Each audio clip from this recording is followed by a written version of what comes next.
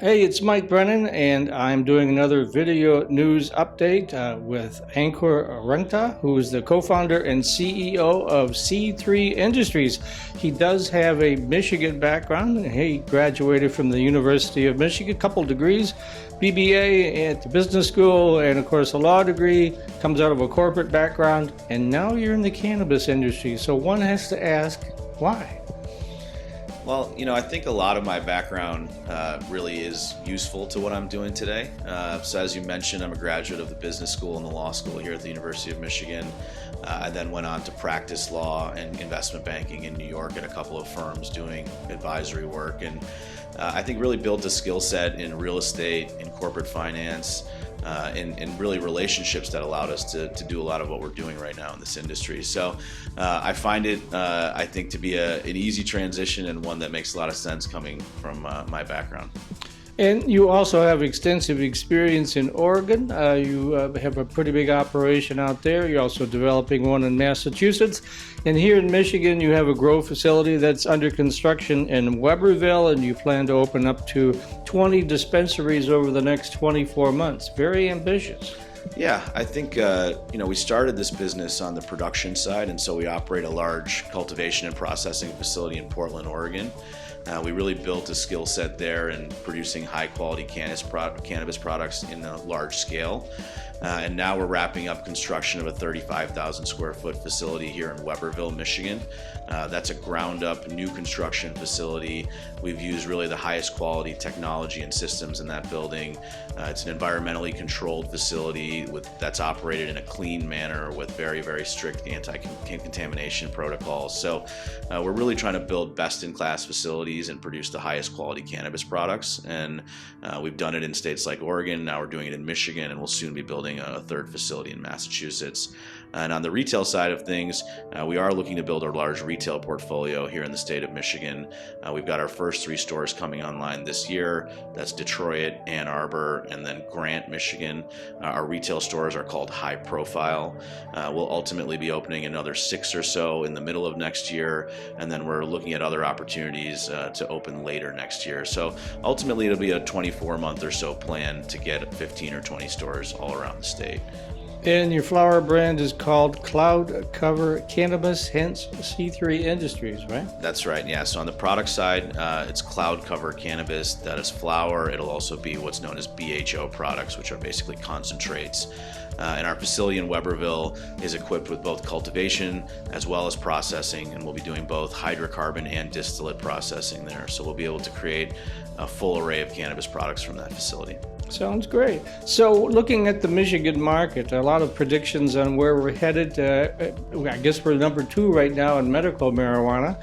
And I was just at the Benzinga conference a month or so ago, and a lot of people were predicting big things for Michigan in the cannabis industry.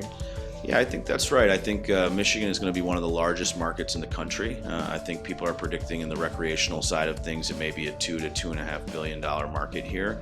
And even on the medical side, as you mentioned, we're the second largest patient population in the country. So I think it's a large market. It will develop quickly, with recreational coming on early next year. And so I think people are excited about this marketplace. I think it will be very competitive. There's a lot of companies coming in, both locally and from out of state. And so I think you'll see a very competitive and robust marketplace develop. With that said, there are a lot of supply shortages right now happening. It's very challenging to design and build these large facilities, and getting them online and operating them well is a difficult thing to do. And so you're in this period right now where there's a lot of folks working towards that, and you do see tightness on the supply side of the market. What did you learn in Oregon as that market began to develop and you began to develop that you can carry over to Michigan? So Oregon is an extremely competitive market. By some measures, it's the most competitive market for cannabis in the world. It's largely oversupplied with too many producers and too much product. And so that really forced us to go in and tighten up our operations and become very efficient in our production and in our cost of production. And it also showed us that if we're able to produce very high quality cannabis products, that we can be successful even in those competitive situations. And we've gone into Oregon, and we're now the largest or second largest indoor flower producer in that state. We've done really, really well there, and I think it's proven to us that we are capable operators, and that consumers do value high quality cannabis products, and that if we can continue to produce those, that will do well. One of the things I find more amazing is that you self-financed essentially. It's your money or friends and family money. You don't have angel investors, venture capital, anything like that. And until I got to more plugged into this industry, I didn't realize how expensive everything really is. So how'd you pull that off? Yeah, I mean, to your point, it's a very capital-intensive industry. It takes a long time to get these businesses online, so you have to be prepared for carrying the business to that point. And there's a lot of companies that are raising capital in many different formats. There's private capital, there's public capital, and for us it was important to keep the company private and to raise within our own network of relationships and really give ourselves the right time to build this company the right way. We want to be pretty deliberate in how we grow it. We don't want to make short-term decisions, and so being able to go into our own network, our own relationships. As I mentioned, we'd built credibility working in the corporate finance world early in our careers, and that allowed us to finance the business really the way that we wanted to. And our intention is to keep the company private for now and to continue trying to grow and build it out, and then we'll see where the market takes us. And of course, you're going to be hiring lots of people to staff up both the grow facility and the dispensaries. So right now you mentioned 75 or so employees? Yeah, that's right. We're at about 75 right now.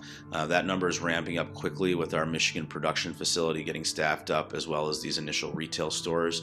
I think we'll be at maybe 150 or so by the end of the year, and next year that number will steadily increase. We've got a great human resources team here at the company that's focused on that. We've got positions posted online, which people I think will be able to find if they search C3 Industries and on places like Indeed and other employment sites. We've also got a portal on our website, www.c3industries.com, where folks can submit inquiries and get a response. And so, yeah, we're hoping to build one of the best teams in the state of Michigan, and we offer great starting competitive living wage salaries. We offer benefits. We want to build a long-term team and really, hopefully differentiate ourselves that way. And if folks want more information, how do they find that? I think our website's a good place to start, www.c3industries.com. We've also got websites for our production brand, which is www.cloudcovercannabis.com.